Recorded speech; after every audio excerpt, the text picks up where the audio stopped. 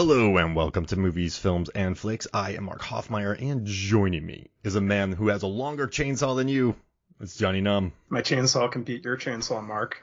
Let's put it to the test. Now, I'm literally talking, basically Mandy is what we're talking about. So, Oh, yeah. Mandy, what a chainsaw fight. Oh, fantastic. Okay, when you first watch Mandy, because I talked about this movie with David Cross, you and I haven't talked about it yet. But when we... We will. It does fit in with what we're talking about. I mean, you have a lot of religion in there. You have cults. Kind of follows. Pretty much follows our theme. But when Nicolas Cage comes out with a chainsaw, you know, the logger, he knows his chainsaw. And then the guy that he's fighting, Brother Klopek, comes out with the biggest chainsaw I've ever seen in my life. Did you not just laugh your face off? Like, didn't it just make you so happy? You know, the funny thing, Mark, is a little story.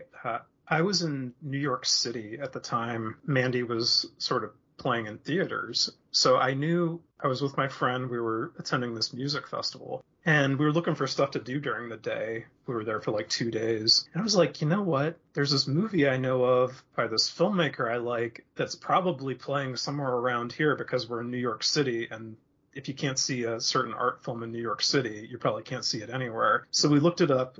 We went to one of the IFC theaters in New York, and we were sitting in this full house of people. And that moment where the guy, you know, Nicolas Cage has his saw, and then the guy like drags his out. I think the whole house just like went up in like laughter, basically, like this shit moment, you know. But it was so absurd, just the hugeness of that saw. Yeah. It makes me so happy. Like, Mandy is one of the gnarliest movies ever, but like there's moments where Nick Cage just rips a gigantic line of cocaine while fighting Cenobites in a home with dead people and porn. Like, it's a vile scene, but you just can't help but just laugh because he just rips the largest thing of cocaine I've ever seen in my life. And and he also takes a huge unadvised hit of that bug juice, and he like has the hallucination of a lifetime. Yeah. And it just, you know, like when Mandy starts laughing at Linus Roach, and that movie is a stop laughing. Oh, that fragile ego of his. But yeah, it's But so if y'all didn't notice by the title of this episode, Johnny and I are doing a rare sort of ranking or draft. Normally we talk about movies like Green Room, First Reformed, The House That Jack Built, Only God Forgives. Tons of Only God for. Oh, that's such a good episode. I love that episode. Want to fight, Mark, with the chainsaw? What an episode! And like we've covered some really cool flicks. Super Dark Times. Had a lot of fun themes that we've covered in our episodes. But one day I was talking about chainsaws, and then you came at me with this beautiful list. I'm like, all right, we're doing an episode. A year later, we're getting to it. But here's the thing, like, this is fun. Like, this movie, your list got me to watch the Texas Chainsaw Massacre 2 for the first time ever. It got me to watch Motel Hell for the you know why this episode came out is because I did White Fire with the Forgotten Film Cast with Todd Liebenow. So I watched that, and then we talked about chainsaw fights. White Fire. So you can go listen to that. And you sent me the list, and then I was like, okay, well, I'm gonna do this too. So I watched Motel Hell for the first time. I learned about Tiger on Beat, which is an amazing film. I also figured out that there's a JCVD has been in a chainsaw fight, which is incredible. I was doing research for another project, and I learned he had a chainsaw fight. So yeah, I know on the surface it's a chainsaw fight in movies or chainsaw fight scenes in movies draft, but I learned some cool stuff, and I really like Texas Chainsaw Massacre 2. I can see why audiences wanted to fist fight it, and I can see why Canon Films hated it, and I can see why it helped send them under. But it is so assured in its campy tone that you kind of have to admire it. And Motel Hell too. Oh yeah, absolutely. Both of those films, Mark, they're kind of in the same class of movie, I would say. Motel Hell is a bit of a ripoff of the original Texas Chainsaw. Just a tiny bit. You know, you got the pig mask and everything. You know, I hated Texas Chainsaw Massacre 2 the first time I saw it because I was like, well, this is BS. This isn't the Texas Chainsaw Massacre I know as the gritty, scary movie from '74. And years later, I came back to it and I was like, oh, I get it now. It's like, okay, the first film was like relatively subtle and the title was a bit of a marketing thing. Well, here's what we're going to do with the sequel. We're going to give you that massacre you wanted so badly, and we're going to go so freaking far over the top with it. You're not going to believe your eyes as to all the carnage you're seeing and all the over the top acting you're seeing in this movie. Yeah. It is so but it's over the top the entire time. Oh yeah. Which is difficult to do. And I think if you can stick to a tone, then I got to admire it because they capture it. Texas Chainsaw Massacre 2 is bonkers. It's like a rated M graphic novel. It's like totally over the top, basically. Yeah. And just seeing Dennis Hopper with a chainsaw and 2 side chainsaws. It's like seeing a guy with a machine gun and then 2 6-shooters, but chainsaws. Mm-hmm. Yeah. It's incredible. Boys. All right. So, hey, how about we do this? Because we're talking, I'm all over the place, but let's start talking about it. So which one do you want to talk about first from your list? What do you want to talk about? I don't have any real, mine aren't in any real order. So I'll just, let's just go with White Fire. White Fire. Just because we're gonna both be just singing White Fire periodically throughout this episode. So if you haven't seen the movie, it has its own theme song, and it's another really messed up movie, but for different reasons than we usually talk about with movies. Oh man, can I? I know this is your movie, yes, but can I explain the plot? Please do. Okay, so you have Bo and Olga. They are brother and sister, and they're working for jewel people. They steal jewels, they sell them. But one day Olga is killed and Bo's just terrified by it. So he goes he's wrecked by it.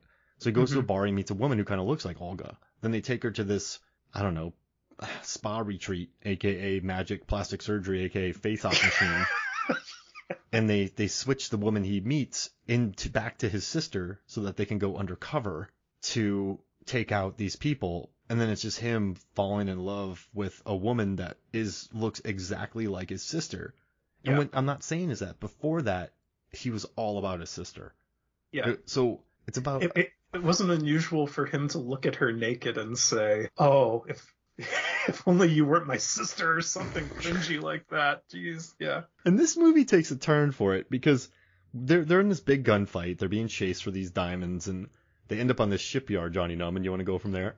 Yeah, it's just so weird because they're on this shipyard and just there happens to be some badass karate dudes working for the bad guys, and they're just at random happens to be a guy sawing into like a piece of wood with a chainsaw on the dock. I don't know what the ships need wood for. Maybe he's a lumberjack that got lost and is homesick for the Pacific Northwest or something like that. I don't know, but he I guess the guy runs away or something. He picks up the saw and he just starts laying into these guys with the chainsaw. It's like disembowelments. There's blood flying all over the place. It's like out of a horror movie. It's like a Mandy moment kind of in this weird movie. So yeah, it felt like this very cheeky, fun, breezy movie. And then when Bo guts a guy, and then also too, while they're fighting, Olga just takes a spear and just straight goes through a guy with one of them, just murders him. Like people. I feel like these thugs were just looking to fight. Like these thugs weren't looking to kill. And then Bo and Olga just start murdering them. It's like, hey man, this wasn't the rule. Yeah, no, that's how I felt too. I was like, oh, well, this started off as kind of the movie starts dark because it shows the father getting burned up with a flamethrower and the kids see it. It's very disturbing. But then it's like everything turns out okay years later and they're diamond thieves and okay, what is it? It's brother and sister chemistry and dynamics are stronger than the horrors of mutilating someone with a chainsaw. Maybe I don't know. They're killers. White fire. Yeah, it's so weird. It's just you'd like to talk about the random chainsaw action. Why is there a chainsaw on that shipyard? It's like and the director was French and the movie was set in Istanbul. So you have all this weird clash of culture stuff going on. Robert Ginty's an American actor. who plays Bo. It's just so bizarre. It's like the director was like, oh, I saw all this stuff in action movies. Oh, I want to throw a little bit of a slasher movie in there early on. But I don't know. I listened to the interview with the director on the Arrow disc. It's very fascinating because he's like, his rationale for that movie is, it's interesting. Yeah, and then Fred Williamson pops up. Oh yeah, and you can't tell whether he's a good guy or a bad guy. You don't really know what his deal is. I love it. No, that's It's actually a fascinating movie to watch. I couldn't take my eyes off of it. Yeah. I love it. All right, that's a good first pick right there. Yeah, more people should see White Fire and just, your jaw will drop for like an hour and 40 minutes watching that movie. And it's on Amazon Prime, so if you're in the States, it's on Amazon Prime. But that Arrow disc is worth picking up, and I think it is 50% off right now. So if you're looking for an insane film, White Fire. White Fire. Oh, I love that song. Yeah, it's like I was trying to categorize the chainsaws in the movies I was watching. Like what type of, not like a brand or like a style of chainsaw, but the White Fire chainsaw is like the incendiary chainsaw or the random chainsaw or something like that. It's a chainsaw that did not exist, until a couple seconds into the scene, and you never see it again after that scene is over with. Yeah. And then you never see the guy either. He's like, man, my chainsaw is a murder weapon. And just throw it into the ocean. Hopefully you'll find it. Yeah. There's a haunted chainsaw movie after that. Ooh. Yeah, I'd like that. It would be like Rubber, only with a chainsaw instead of a tire. You like look over and you're like, wait a second. I see it. Wait, is that moving towards me? You're like, wait, what was that? It's like this suburban dad's in the garage, and he's looking at the chainsaw. He's going through some boxes, and then he looks again, and the chainsaw's like turned in his direction, like it's looking at him. And then the ominous music starts. Oh man! Then they open up the garage, and it's just all blood. Yeah. And then the chainsaw is gone. They like zoom in on where the chainsaw was, but it's moved on to its next victim. So the tire is made of rubber, so that's why it's called Rubber. Yeah. Right? What would the chainsaw movie be called? Metal, Blade, Oil. Blade. Starring Wesley Snipes. Chainsaw Blade. There's actually a movie called Blades, which is about a killer lawnmower on a golf course. I've heard about that. Is that Trauma? Yeah, it's not very. It's actually, the third act is good because it goes into full on like Jaws parody territory, but like the first 2/3 are kind of a slog. Yeah. Trauma. Yeah, it's a trauma movie. All those movies so long. Yeah. That is a valid criticism. You watched it like Romeo and Juliet in those movies, and you're like, come on, guys. Hey, you get to see James Gunn's humble beginnings before he became king of DC and Marvel, but yeah. Man, when he got announced for Guardians, I'm like, the dude from Slither is directing a Marvel movie? Yeah, yeah. Robert Downey Jr., like, they used to take some pretty cool chances. Paid off. Yeah, yeah. I mean, I thought, I really actually thought, to get way off subject, like, the Suicide Squad felt really close to it felt closer to, like, the stuff he was doing before he got, like, the Marvel gig. It felt a little more like a Super or a Slither because some of the stuff was, like, so over the top in the Suicide Squad compared to, like, the Guardians movies, I thought. So I love the Suicide Squad. It's insane. Oh, it's fantastic. Perfect. Such good characters in that movie, too. What a movie. We'll talk. I haven't talked about that on the podcast yet. I think Norbert wants it, so I'll let him have it. Hey, whatever. Yeah, I just need to rewatch it because it's been a while. Hey, Norbert out there, Johnny Num's trying to take your episodes. You know what? Norbert will win the episode by doing his impeccable Keith David impersonation. And Mark will be like, "I'm sorry, Norbert wins. Yeah. He has the better Keith David impersonation." Then you bust out a better one that you've been working on for years. And Norbert goes, "I bowed before you, Johnny Num." I doubt that. I bow before Norbert. I'm not calling him Norbert. Norbert, yeah. I bow before him whenever he's on the show because he cracks me the F up. So yeah, he's great. Yeah. All right, so Maximum Risk is my next one. JCVD. Yes, and you know what, Mark? I did watch the clips you sent me, so I do have a little bit of a little frame of reference for your list. Good, good. And I mean, this one's insane because you have JCVD. And he runs into a slaughterhouse with Natasha Henstridge, and there's 2 cops in there. Mm-hmm. And crooked cops, I guess. And they're detectives. And for JCVD, he shoots a pig down, it falls, and then he shoots one cop. And then another cop runs at him with a chainsaw. And it's a chainsaw fight. The guy's trying to kill JCVD with a chainsaw, and he's failing because there's pigs everywhere. And the floor's slippery, too. And the floor's super slippery. And it's like, you know what I love, too? The way the guy gets the chainsaw is JCVD delivers one kick on the guy, and he goes flying about 30 feet. And then he's like, okay, well, I need a weapon. And it's just, it gets to this point in this fight where JCVD pops this detective in the face who's trying to kill him with a chainsaw, and the guy slips back. JCVD uses a meat hook. And opposed to just like swinging over him and grabbing the gun, he swings over the guy, then he attaches his legs to the meat hook, and he's hanging upside down while the meat hook carries him to a gun that's laying on the ground. Then he picks up the gun and he shoots the cop twice in the knees. While the cop is shot in the knees, and he saws through an entire pig. He and you just have to down the middle. Yeah. And you just have to sit there and watch as this guy who's been shot in both his legs saws through an entire pig, while JCVD just stands straight up like he gets off of the meat hook. But like, who wrote this? Okay, man, I got JCVD and these 2 out of shape cops. What we're gonna do is they can't fight JCVD, so he has a chainsaw. But then JCVD, he could just kill the guy. But he doesn't, because, you know, whatever. So he gets on this meat hook, and he goes upside down and grabs a gun and shoots the guy. And you're just...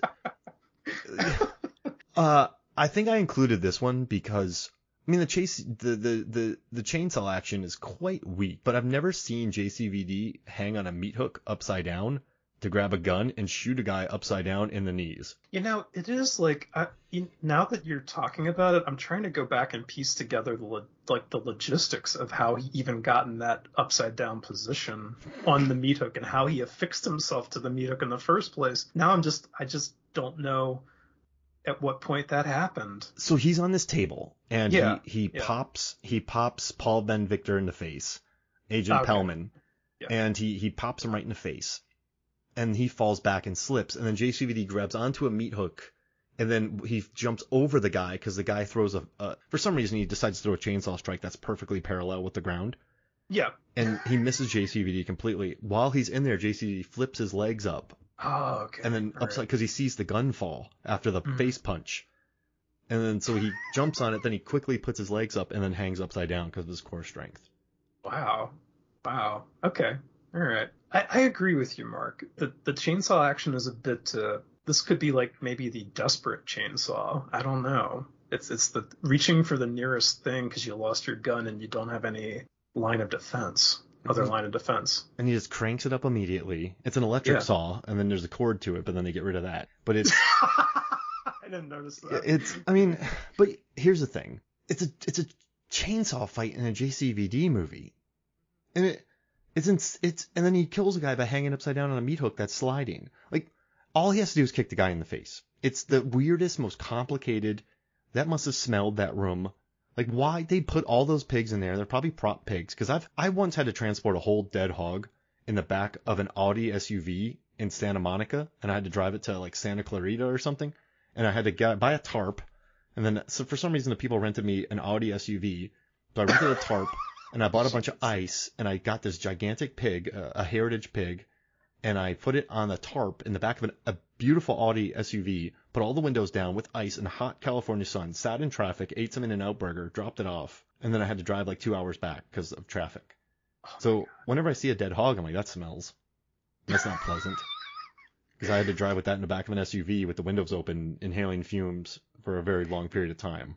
You know, you bring up a good point with that. Because I can only imagine it. I never, they looked real to me, but I've never seen a prop hog before. So I'm probably not in a good position to disclaim and I've never been in a slaughterhouse either. So, yeah. Like, you got to keep the room refrigerated. Oh, yeah, because it's going to stink. Yeah. Yeah. And like, if I owned a butcher shop, a hoggery. A hoggy? A hoggy?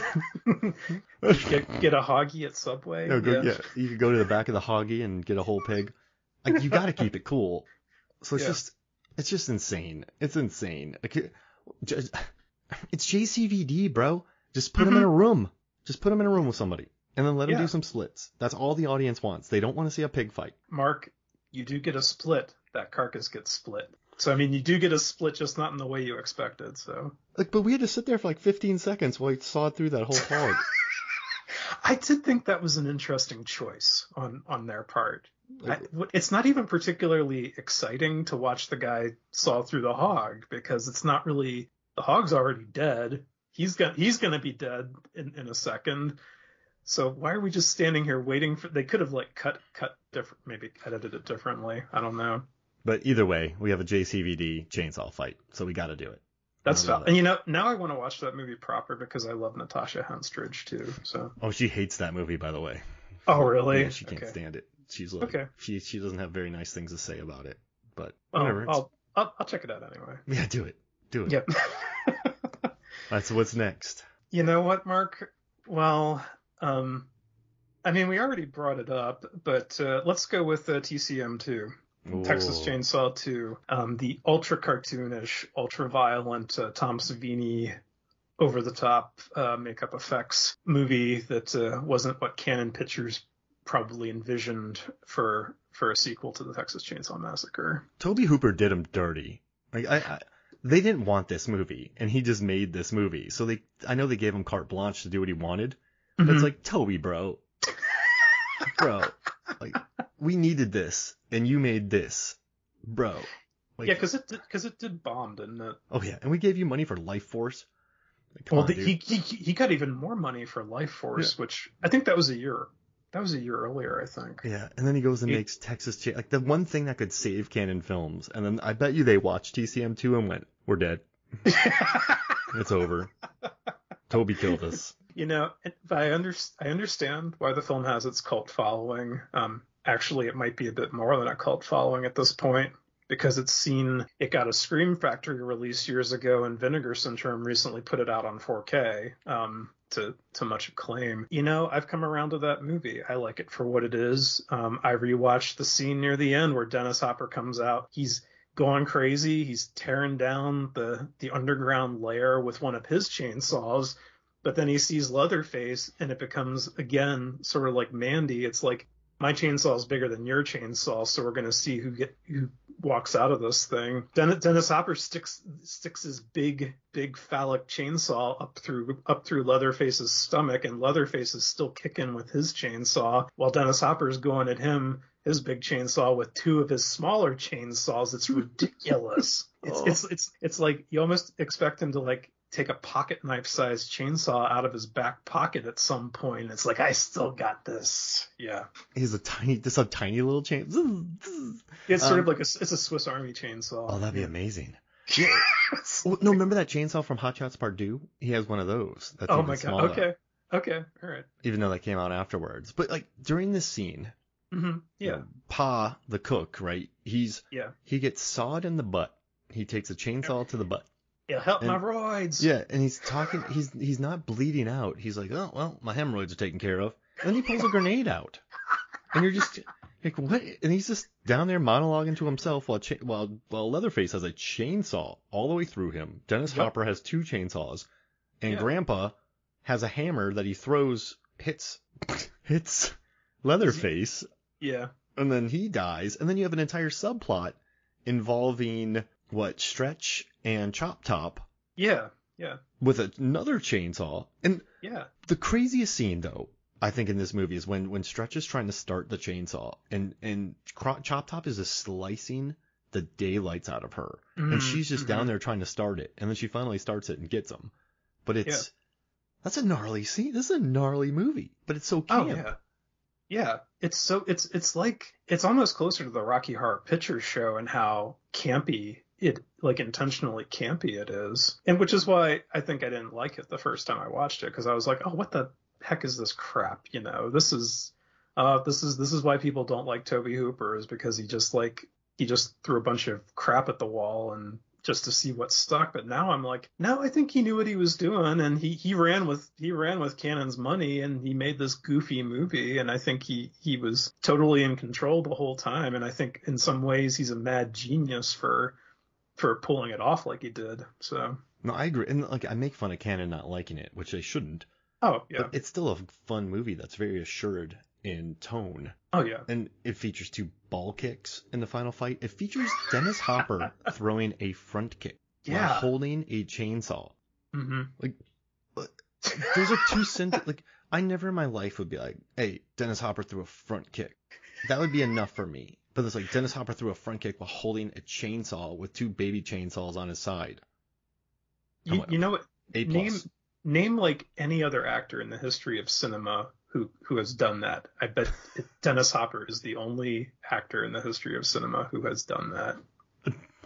I think that's probably the only movie where he's actually thrown a kick even as well. Yeah. I mean, like maybe when he's dancing or putting a kickstand down on a motorcycle on Easy Rider. Maybe, yeah. Or he's getting a kick out of everything in Apocalypse Now, but no literal kicks.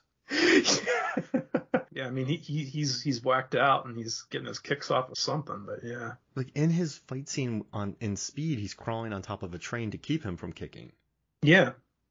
No actual kicking going on there. It's lots of inhibitions to kicking in his movies. Wait, he was a drunk dad in Hoosiers, right? Does he kick anything there? I don't think he kicked anybody in Hoosiers. I think he might have hit people because he was a drunk dad, but you know. I mean, in Blue Velvet, he hits Isabella Rossellini a bunch of times, but I don't think he kicks anybody. And he hits the gas too. Oh, on the car, yeah. Yeah. So yeah, he's not a kicker. He's a hitter though. Yeah, he's definitely a hitter. He hits. Dennis Hopper is he hits hard. But this movie, there's lines in this movie, right, where they're like death eating a cracker, or God, or like like what did they say, the working class man, God's kick him right in the balls, and. My favorite band's Skinny Puppy. They sampled the hell out of the dialogue in this film on some of their albums. Like, you got that last slaughter on tape, you play it on the radio. It's a dog eat dog world, and from where I sit, there just ain't enough damn dogs. You know, those lines. It's kind of like what Rob Zombie wants for all of his movies. Kind of that, but much more graphic and horrifying. But a lot more F-bombs. Yeah. I have a new data article idea on that one. But my gosh, yeah. I like I'm the Lord of the Harvest, and then a chainsaw fight breaks out on top of a table. You know, bringing in the sheaves. I wonder what Dennis Hopper was on in that movie. But when he took the high ground, I lost my mind. I'm like, Dennis Hopper has 3 chainsaws. He just threw a front kick, and now he has high ground on Leatherface. Doesn't he like jump up on the table too? I think he jumps up on the table. He doesn't like climb a chair onto the table. He's like, he's on that table. He's a spry man. He's down to mess some Leatherface up in that scene. Yeah. Oh, I love it. That's a perfect pick, and I'm so happy I watched the movie. Yeah, I mean, that's one of the chainsawiest of chainsaw movies I think I've ever seen. So I love when he goes into the chainsaw store too. Oh yeah, and he's like holding them, feeling the weight, like tossing them up in the air. It's like this whole thing. Hopper go crazy, and then he went and did it. You know, I was wondering to myself, what was the symbolism of Hopper using the chainsaw? And I guess it's because he knew that because Franklin in the original film was his nephew or something.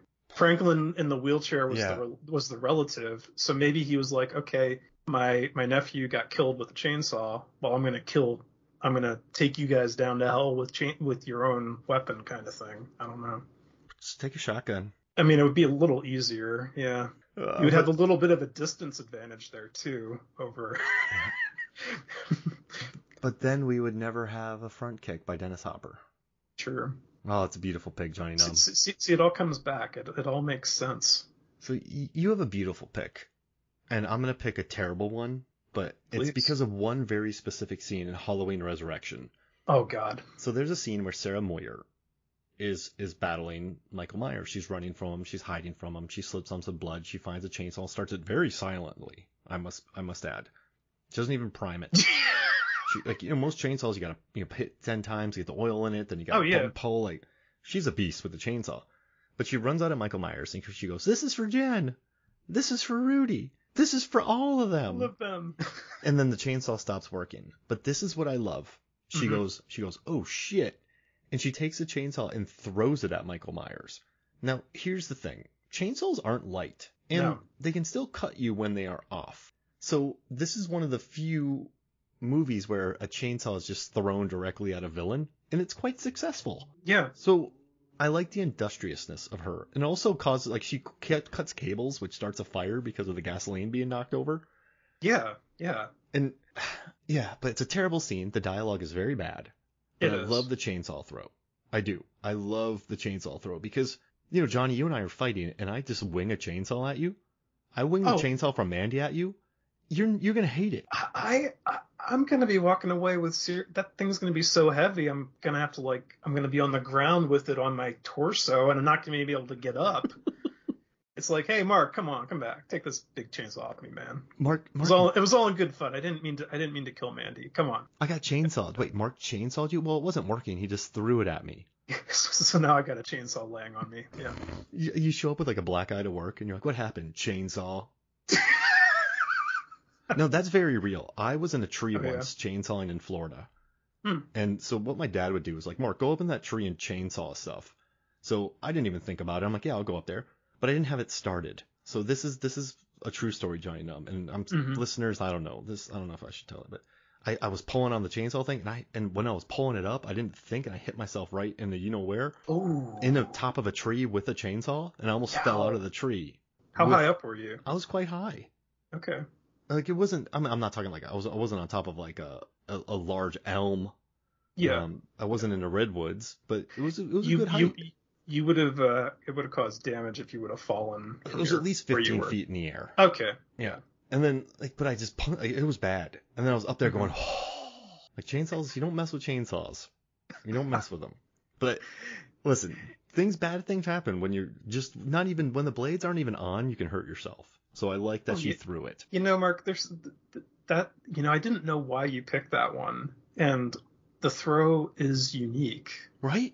The throw is a unique aspect to these movies we're talking about, because none of my movies have a chainsaw throw. I was like, why is Mark bringing up this terrible movie?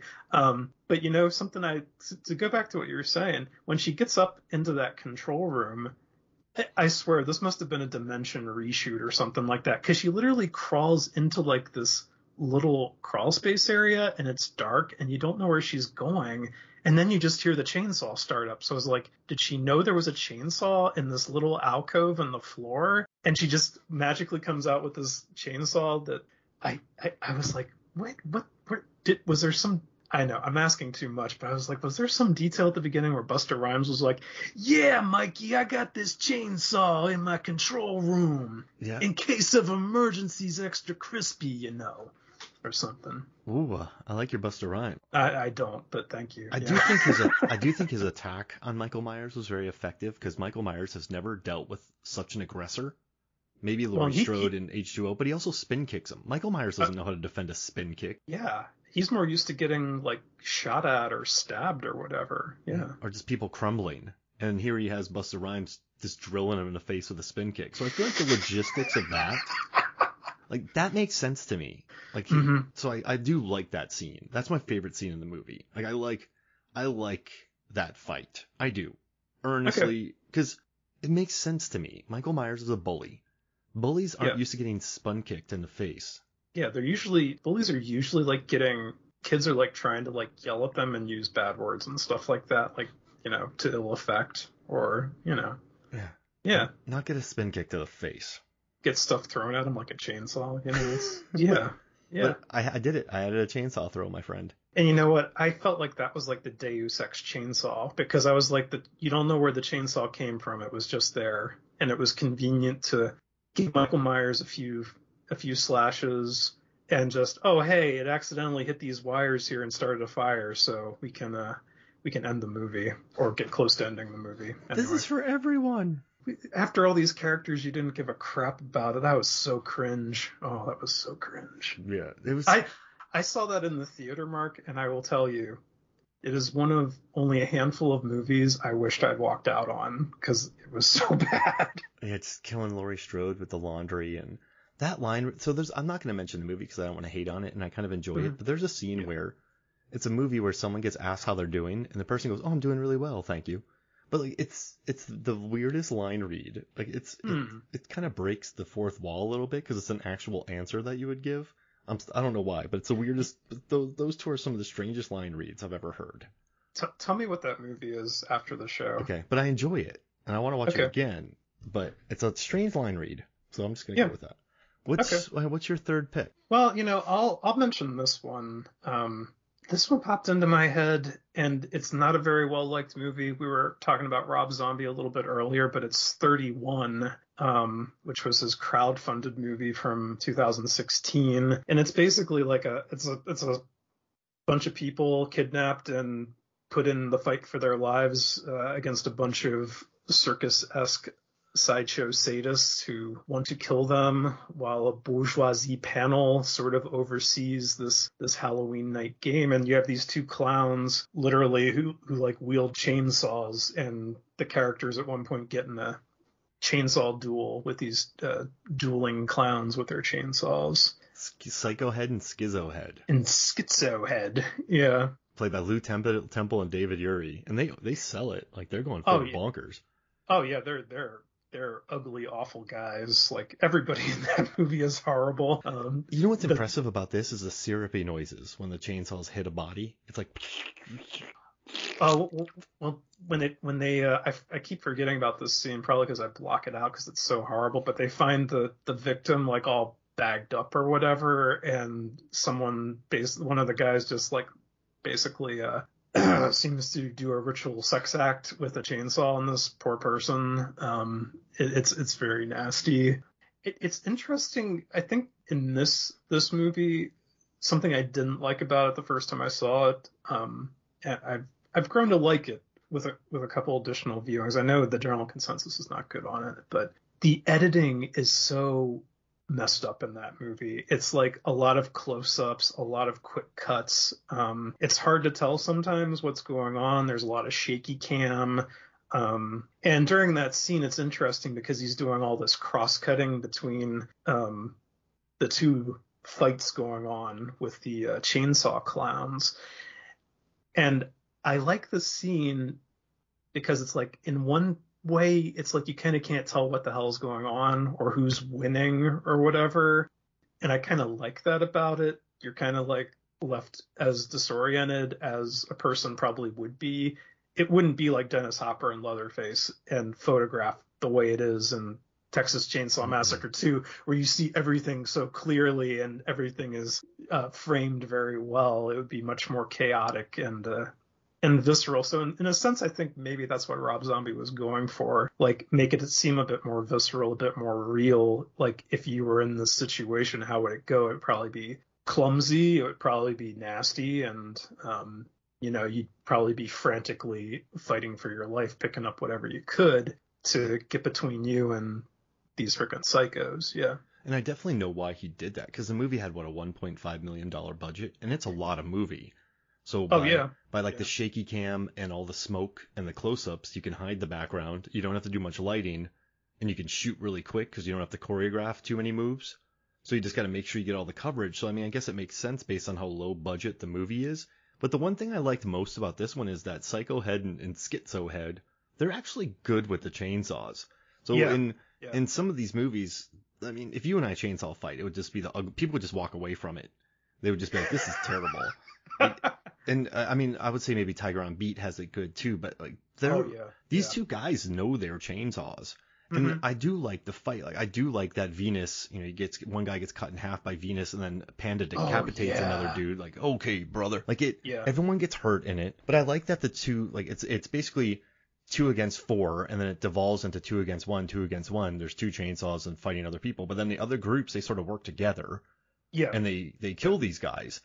And so it's actually pretty fun storytelling. Like, there's good kidney punches, there's ear biting. Oh yeah. I do. We talked about this. I want to, like, in most zombie films, everything's nasty and horrifying, but it's a zombie film, so is it horrifying and nasty? Like, and I think that's bad because you've almost become desensitized to things, and that was what was so great about Devil's Rejects, is it puts you in a horrifying state of mind. But now you're like, oh, I'm gonna go watch a Rob Zombie picture. Oh, that's cute. Mark, I will say this. When I went to see 3 from Hell in the theater, the audience reaction kind of horrified me, because I think there were people in the audience who were like, yeah, let's watch the Fireflies kill people and let's cheer them on as they're Oh killing people. And I was like, no. I was kind of sinking into my seat because I was like, oh, I don't think that's. I even feel like Rob Zombie's probably not quite going that far with his affinity for those characters. Like So Terrifier kind of shit. Where people are yeah, like, oh yeah, or kill that lady. Put salt on her. yeah, exactly. Yeah. Yeah, So but I'm sorry, I cut you off no, there. no, no, no, no. Please do. I love a Johnny Cutoff, but it's just not with a chainsaw. But yeah, No. it's. Well, I think the scene does work though because these guys are horrifyingly nasty. But you set up a cage which separates Hmm. the two of them. So I mean, it's thought out. And I do Yeah. like that these two guys are actually good with their chainsaws, and it takes teamwork by the other groups to take them down. And Hmm. so it's good. Like it's a good chainsaw scene. It's a very good chainsaw scene. And I'm glad you picked it because going through it again, it's on Tubi right now. Okay. Cool. I found the scene. I watched it. I can't watch anything else 'cause it's just such a nasty movie. You got to be It like in a is. weird mindset. But Yeah. but you know what? I can watch Devil's Rejects because I feel like it's actual art. But I don't think 31 reaches that, so it's kind of hard to just casually watch it. It's definitely. I think. I feel like 31 is a very dark kind of it's like the most dangerous game, but it's like you have to reduce yourself to the level of the people trying to kill you to get out of this situation. So in a sense, you have to be reduced to a savage. You have to be reduced to maybe something that you haven't unleashed, which, Sherry Moon and the other characters have to come to grips with. It's like, okay, it's either this, we either sit here and be killed, or we actually use these weapons against them You green because room it. exactly, yeah. So and I kind of like that, but it's like you do have to be in this like very grim mindset to kind of you have to steel yourself against it because it is really leathery, tough stuff, I think. I like that you said leathery and then you have Yeah, Leatherface. Leatherface, Oh, yeah. it works. Okay, so then, all right, I guess I'm up. I'm gonna do Motel Hell because they're so similar, right? Um, but you know what's interesting? I was reading a review about this movie, and the brother Vincent, he's such like a jerk, and he puts on a pig head. He's pig-headed. So it not only is it a creepy mask, but he's also pig-headed. I never thought about that. Great point. Yeah. And I was reading the Ebert review, and he wrote, Motel Hell is a welcome change of pace. It's to the Texas Chainsaw Massacre as Airplane is to Airport. It has some great moments, including a duel fought with chainsaws, a hero swinging to the rescue on a meat hook, and Farmer Vincent's dying confession of the shameful secret that he concealed for years. These moments illuminate the movie's basic and not very profound insight, which is that most of the sleazoids would be a lot more fun if they didn't take themselves with such gruesome solemnity. Solemnity. Solemnity. Yeah, solemnity. Yeah. But he makes a great point because Motel Hell has a very specific tone. And I love the chainsaw fight between Vincent and Bruce in this because, I love the pig mask entrance. I love when chainsaws start in another room. Oh yeah. Not Like, in an alcove, but they start in another room. yeah.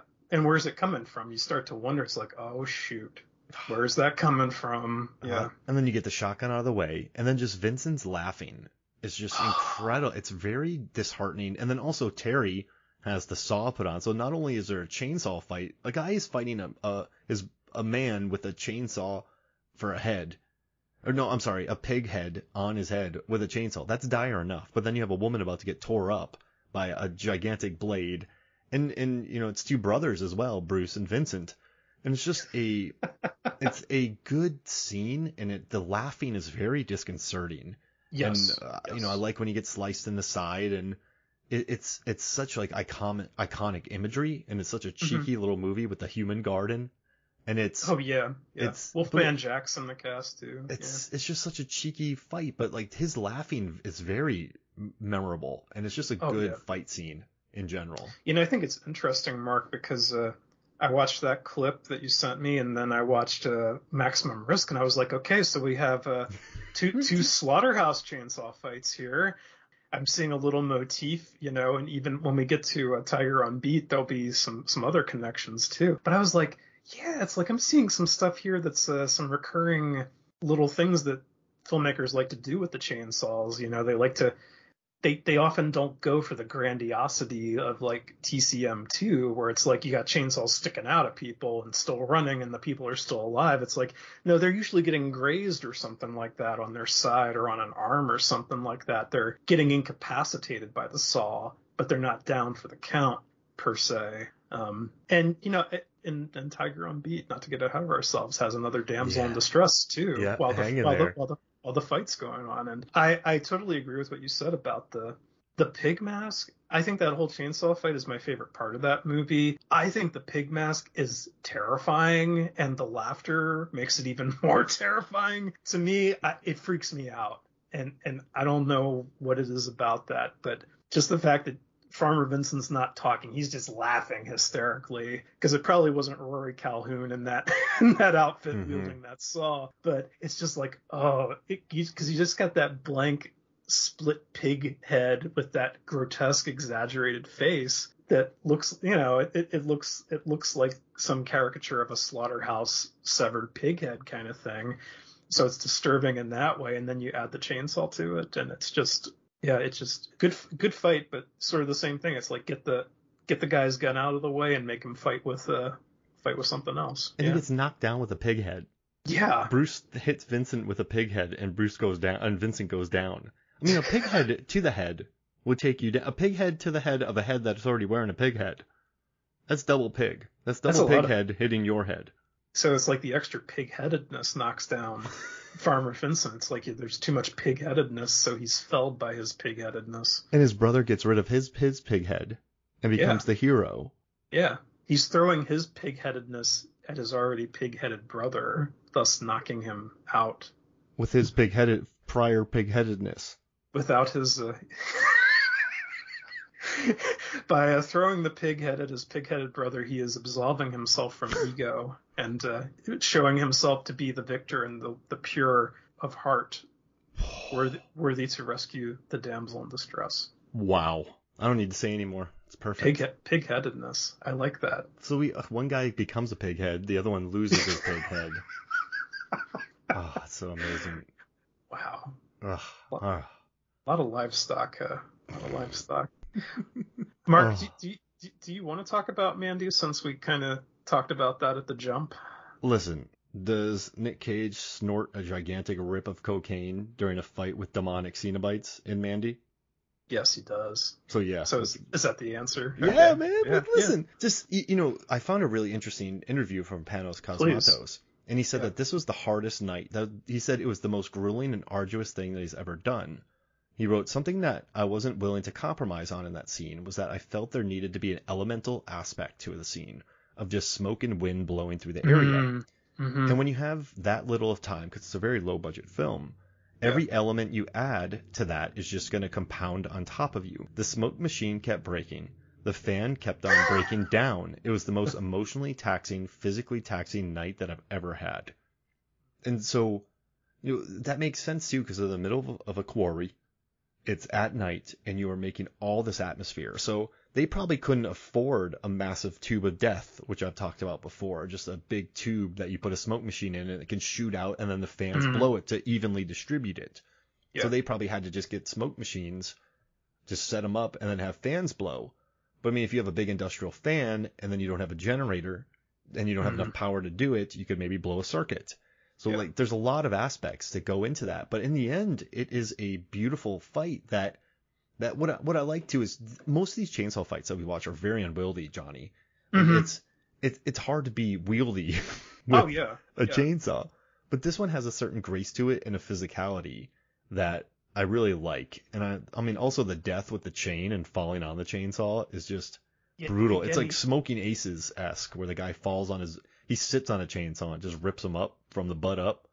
Yeah, I think it's in Smoking Aces, and in this one he falls I think flat down on it. He's split like the hog in Maximum Risk. Basically, he's split down the middle with this big ass saw that he was looking to use to cut down Nick Cage. Yeah, JCVD would be proud. I think he would be. I think JCVD probably watched that and was like, "Oh yeah, that was a good chainsaw. That's what I should have done in my movie." Yeah. Would you say this is the most artistic chainsaw? I think Mandy as a whole, I think it straddles that line between, I hate how cheesy this sounds because I think other people have said, like, it straddles that line between art house and grindhouse. On one hand, it's like this, there's like a lot of gritty WTF scenes going on in there, like you mentioned before, like the cocaine rip, the porn, the fight with the mutants in the living room, all this stuff. And then you have these beautifully framed shots that, you know, are just so artistically done. This action that is so meticulously choreographed. Yeah, I forgot what your question was. What was your We also have again? Richard Brake. He's in 31, and Yeah, Mandy. he's the drug manufacturer who owns the pet tiger. About it. Now, what a great look that guy has. And just, he's such a good villain. Or not a villain, he's just such a great presence in these movies. He's really good in 31. Oh, yeah, absolutely. I think 31 is, I think Rob Zombie was like, I think Rob Zombie kind of wanted to give him sort of a Tarantino kind of role to sink his teeth into that wasn't just, because he has that whole speech at the very beginning of 31 that he addresses directly at the camera about in hell everybody loves popcorn or whatever. He's talking to that poor guy tied to the chair. But I mean, yeah, he's got that. I'd like to meet him sometime at a convention because I just want to like say, yeah, you're great. I think it's cool that he works with people like Panos and Zombie because obviously he, I think, sees the artistry in their work. And he's in Barbarian, he's in Doom, he's in Batman Begins. Like, he pops up in a bunch of just really random films. I forgot he was in Barbarian. When are we getting a Blu-ray of that? Yeah, so a producer said once that they actually recorded a commentary for it, and he said that it will be coming sometime. Oh, okay. I don't know when, but we need it. I want it. It's been like almost, I think it was September it came out last year. Give me a Blu-ray. I think he just announced it. Really? They're trying, but why not? I'm just wondering what the holdup is. Maybe we're spoiled with the stuff hitting disc now 3 months after it's in the theater or less. I don't know. We need it. We do. I need a commentary. They filmed that movie in, were they Hungary? Like they built that entire, that's not filmed in Detroit. Like they built that entire city in a European country, which makes me really happy. Oh wow, I didn't even know that. Yeah. Jeez. It's so cool. That's awesome. Ugh. All right, let's see. I guess I'll go. I'm going to save my gnarliest one for last, but I'm just going to do Gremlins real quick. Oh, yeah. Which, I mean, Joe Dante has said that he kind of added it as homage to Texas Chainsaw Massacre. And the thing I like most about it, there's some new things, right? You have, I think the most devious is when Stripe is trying to chainsaw through a wooden baseball bat. Yes. Like, it's such a funny visual. And then when the lights come on and Stripe's like, oh man, the chainsaw pulls Stripe away, which makes me really happy. Like the propulsion takes him away while he's holding on to it, going like, oh no. It's just a beautiful little scene, and I just love the visual of a chainsaw sawing through wood. Mm-hmm. It just makes me very happy, you know. So I mean, just seeing a wooden baseball bat, seeing Galligan fight, seeing him take a crossbow before it. Oh yeah, he gets shot with an arrow. That Stripe is nasty, man. Yeah. No wonder this in Temple of Doom caused a PG-13 rating. Oh yeah. But it's I don't know. There's two reasons why. The chainsaw pulls Stripe away, and I just love. And then also Stripe's like yeah, and you can also hear it starting too, which I like. It's out of nowhere here it's starting. Yeah. And so that that's another fun trope like in Motel Hell. But just seeing him sawing through a wooden bat like a tree. It's so literal and beautiful, and it's in a sports store, and I had to add it. And we needed a monster with a chainsaw, too, not just a human with a chainsaw. So I wanted to have a monster with a weapon. Good call, Mark. And something about that scene is like by the time the lights get hit, it's almost like when you watch a cartoon and you're watching a beaver like go through wood. It's like a tornado kind of, and then it's like the wood is shrunken down because it's just chewed through it so fast. That's kind of what the bat looks like. It's like in a cartoon where the beaver like really chews something like the Tasmanian devil fast, and then it's like just whittled down to nothing. But we got something else going on here quickly. This, even though it's a smaller chainsaw, it's a testament to the heaviness of a chainsaw, which you mentioned before, and how films often don't treat chainsaws as being heavy. So you got this gremlin, and even though it's a smaller chainsaw, he's getting dragged across the floor because of the propulsion of the saw, and because it's, yeah. I had to add it because we didn't have any monsters with chainsaws, so I was like, we got to do it. It's perfect. Perfect. No, I think that's a good. And I actually totally forgot there was a chainsaw in that movie, so I'm glad you picked it. I just like the bit of him sawing a wooden bat. Like, it's so cheesy and it's so beautiful. So I had to add it. And it feels like it goes on for minutes. It's kind of absurd. You're just like Zach Galligan's sitting there. It's like, okay, I hope this bat doesn't give. Yeah. And in Motel Hell, it's laughing, and in this one, Stripes is like, yeah, chaos, death. So Stripe would have fit in with the Carnival Freaks in 31. Oh yeah. He's got that sadism about him. Yeah. That's great. It's the sadism. Yeah. Really is a sadist. Yeah, he's just nasty. He just exists to cause suffering. Even in the second movie when he turns into that giant spider. Oh my God. Yeah. Yeah, I love it. He just exists to cause suffering. Like, there's no redeeming quality to Stripe. He's like, I will shoot you. You just want to see him taken down in the worst way. That's why it's like when Gizmo is driving that pink Barbie car, it's like, yeah, Gizmo, go kick his ass. And then Phoebe Cates saves the day, which makes me happy. Absolutely. Yeah. All right, so we're on your last one. Okay. All right. Oh, right? Yeah, we are. And now you switched it up. I know. But I want to say like 3 times. Yeah. Before we get done, we realize that Evil Dead, the original Texas Chainsaw Massacre, we know that Ash is an all-time chainsaw hero, course. But everyone knows about Ash. So I kind of wanted to cover something different. Now, I also love that you went from Friday the 13th Part 6, and then you have 5. You have 5 and 2 with chainsaw scenes, which makes me really happy. And I know we dropped Friday the 13th Part 2, but let's give Ginny some props. I love Ginny. She's my favorite final girl. So she escapes, runs to a car, then she gets out of the car, runs into the woods, then she hits Jason with a chainsaw, then hits him with a chair, then she tricks Michael and she attacks him, and then she's a beast. Yeah. Ginny's a beast, and she uses mind games on Jason. I love that. That is something I think is so cool, is how she impersonates Mama Voorhees to tame the savage beast. That is such a Freudian psychological, and she's a child psychologist, and she's working with a brutal guy who probably has the mentality of a child. It's brilliant. And she kicks him in the balls too. Oh yeah. And that's one of those times when it's like back when slashers were kind of realistic. It was like he actually grabs his balls and doubles over. He's down for the count for a couple of seconds. I'm like, man, it would be longer for me. You're like, oh, Jason's got balls. Yeah, it's like, you just go, Ginny. I'll catch up, man. My balls, they hurt. Yeah. We need to do the best groin strikes in horror cinema. The ode to the nut shot. But yeah, I wanted to give Ginny props before we got out of here because she's just the beast. So I wanted to do that. Yes, it's my favorite Friday the 13th film too. Released the year I was born, so I love it even more. Yeah. I have the Friday the 13th box set with it, and I think there's a commentary with the second one that I need to listen to. David Cross and I figured out which Friday the 13th movie is the most Friday the 13th, and it was Jason Lives. Yeah, I actually listened to that episode. Oh. It's been a while. I need to listen to it again because it was a good one. And Jason X is my favorite though.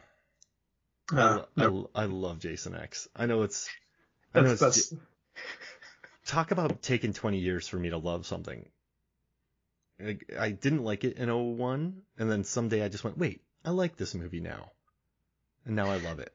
Maybe I need to watch it again because I was like, I was not on board for that one. And I know it's sort of like a Texas Chainsaw 2 where it's so over the top and it's not made to be. It's Jason in space. It's not made to be taken seriously. Sergeant Brodsky's like, you're gonna have to do a lot more to take an old dog down like me. Then he stabs him and he goes, oh, that'll do it. And the lady gets sucked outside of a hole and she goes this sucks on so many levels. Oh man, I did like the David Cronenberg cameo at the very beginning. That was totally that talk about a random appearance in a movie. But, yeah, he gets stabbed. Yeah. Oh, beautiful movie. All right, so what's your last film? Well, my last film is a Spanish American, maybe Italian co-production called Pieces from 1982, and the two taglines for this film, one is "You don't have to go to Texas for a chainsaw massacre," and the other is "It's exactly what you think it is." So have you seen this one, Mark? So I just read about it, Yeah. I'm seeing the poster, and I heard about the 10-year-old. I heard about the kid who's abused by his mother, and then she makes him put away a jigsaw puzzle of a nude woman, so he hacks her to bit with axes, and then he tears her up with a hacksaw. Yeah. And there's a Collider article that says this 1982 horror movie has more chainsaw kills than Leatherface. And Yeah. I'm interested in this pieces. Yeah, it's interesting because I would say it was the most chainsawiest chainsaw film before Texas Chainsaw 2 came along, in terms of chainsaw related carnage. But the whole concept of the movie is like a rip on Frankenstein. So the kid who's traumatized at the beginning, well, cut forward 40 years into the future, and these killings start up with a chainsaw. Guy with the chainsaw is just hacking parts off of these beautiful co-eds on a college campus. And it's very ridiculous. It's a very ridiculous premise just used to capitalize on the chainsaw as a horror movie trope or item, kind of. Because if you take a moment to think about the plot, it's like, okay, if he's trying to make the perfect woman out of different parts of different young women that he's chopping apart, there's got to be, that's not a very surgical way to put together your perfect woman. This isn't like the meticulousness of a Buffalo Bill from Silence of the Lambs. There's no lotion. No, there's no, I don't know if the skin's even being moisturized after the fact. It's just this guy is just willy-nilly chopping off heads, chopping off arms, chopping off pectorals. It's just, he's going hog wild with this saw. Nobody seems to notice, even like when these murders are happening, even though a chainsaw is loud as hell on this college campus, even though it only seems like there's 6 people on the campus total. It's a very chainsaw-y movie. It's just a very absurd movie in terms of its use of the chainsaw. Like, if I'd watched it when I was 15 or something, I would have thought it was the most disturbing thing I'd ever seen. But by the time I actually watched it, I was like, this is... I like the movie, but this thing is totally ridiculous. It's impossible to take seriously. But watching the trailer and seeing the pictures, though, I love the... I don't know. I love the idea of it. It just seems like a really messed up little movie that knows it, right? Yeah, it is. And, I actually did see it a couple years back in a theater with a bunch of people, and people were just like going crazy over it. They were just totally loving, just laughing at it. It's so over the top, so, but it's definitely, to me, it's one of the most chainsaw movies out there. If you have a fetish for chainsaws, that's one you should definitely have in your collection. I mean, we gotta include it now that I've read about it. If we're talking about chainsaw fights, we need some pieces. Oh, absolutely. The jigsaw puzzle would not be complete without that. All right, so way to go, Mark. I'm saving the last pick for. I saved this for last, and it's a movie called Tiger on Beat, or Tiger on the Beat. It's a 1988 Hong Kong action comedy film. It stars Chow Yun-fat, Conan Lee, and it's just a beautifully insane film. And also Gordon Liu is in it. And if you've seen Kill Bill or 36 Chambers, Shaolin, like he's in this. And the final chainsaw fight, the thing I love most about this chainsaw fight and Tiger on Beat is also, it's not Chow Yun-fat. Like, they loved in Hong Kong, the movie, the Billy Crystal movie, Running Scared, was a huge hit. Lethal Weapon was a huge hit. So they kind of wanted to create the buddy cop formula. So I love that Chow Yun-fat in this movie is not the hero. Like, he's not that guy. Like, he has almost comical reactions to certain bits of action. You have Conan Lee, who is this exceptional athlete in this. I mean, I read about him.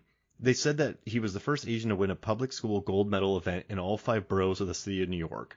His dream was to become the first Chinese basketball player. During this time, he became inspired by 2 movies, The Blind Swordsman and The One-Armed Swordsman. Wow. And the heroes were handicapped, and yet they're able to devastate their opponents. So this made Conan Lee realize that the force of the spirit supersedes physical limitations. But he was a huge dude, and he was incredibly athletic. Wow. So I like that he was inspired by that. But this chainsaw fight, the one thing I do love most is the orange in it. Like, the production design. The production design in the scene is really good. A lot of orange, a lot of, they built the entire set to destroy and chainsaw. Like, I love that they built an entire set that would just get chainsawed to bit. Like, this is probably the most work. Like, I know TCM had him on top of a table and Mandy had some fun gags, but I think when it comes to actual choreography with the chainsaws, which with rubber blades, because you can't have anything else, but like the splits that they do, the like, just like he goes through the wooden table to stab him, and just watching them fly around for minutes at a time with chainsaws is just thrilling, invigorating, beautiful, and it just makes me want to go watch more of Conan Lee's movies. And Short Round 2.0, who is we're big fans of his. He's a big fan of us. He loves the show. He said that he loved this movie. Like, this introduced him to Conan Lee, and I don't know, I dig it. And it's a fun fight. It's a fun fight. I'm just gonna say it again. It's a fun fight. Mark, I'll wax analytical for a little bit here, because when I watched this, I was just like so taken aback by this, and I was so glad you sent me I'm so glad you mentioned this one. I'd never heard of it. The editing in that sequence is so on point. There is so much going on, but the editing is like, there's such precision to the cuts and the shots in that scene. It's really amazing, because it's like a lot of fast stuff going on, but you never have any question as to what's happening, who's doing what, or where a character is, for that matter. And I really love that. Something that I've noticed in actually most of the other movies we've talked about is there's a real lack of grace and precision sometimes, or there's a clumsiness to the fighting with the chainsaws. Like, it's more down and dirty, whereas this is like a ballet, basically. These guys are doing ballet with chainsaws, and it's amazing. Oh, it's funny that you say that. I know it's a different director, but John Woo originally, he loved filming dance. Like, he was big into dance. So when he had his gunfights in Hard Boiled, he wanted them to seem like ballet, like dance.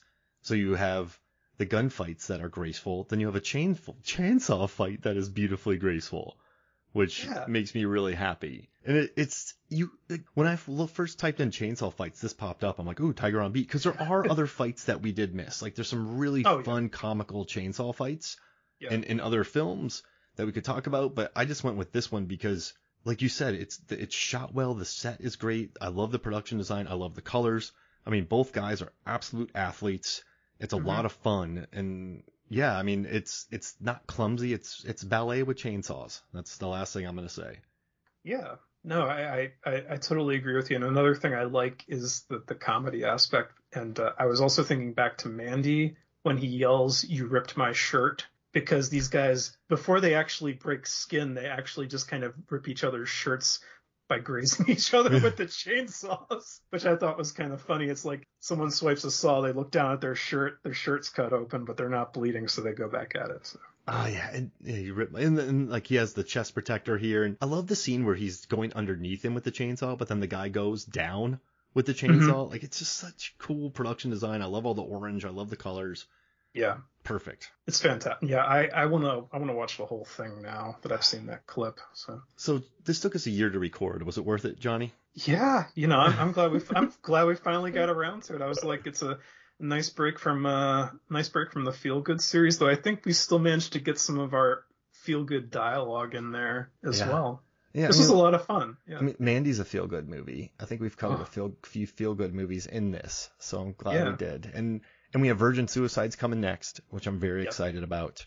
And Johnny, where can people find you? The best place to find me probably right now is at my website, which is called johnnynum.com. I try to post there maybe once a week, though depending on how busy I am, that might not happen. I periodically post movie reviews or just stuff that's happening in my life or stuff that I'm picking up at flea markets, if you like looking at pictures of other people's stuff. You can find me on Twitter and Letterboxd at JohnnyNum. There are no H's in those Johnnies. And you can find me on Blue Sky if you're over there. If you're one of the lucky ones over on Blue Sky, I'm just Johnny Num over there as well. What's Blue Sky? It's basically, if you remember what Twitter was like before 2015 or 2016, it's kind of taking you back to that era. I think it's Jack Dorsey's new social media project. Jesus. Since Elon took over Twitter. So there's so many new ones out there. I'm not getting a whole lot out of it at the moment because it's like don't feel like I know a lot of people who are on it yet, so I'm not getting a whole lot of use out of it, to be honest. But, Got it. Hey, if you're on there and you're listening to this, feel free to give me a follow. We'll see you on Threads. Oh gosh, I just think about that movie about the nuclear bomb blast, and I stay far away from Threads. You know.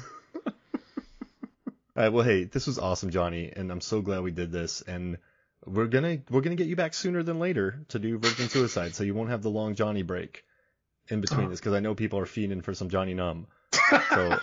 Well, I know I'm fiending for some Johnny Numb. Well, this was awesome, man. Thank you so much for joining me.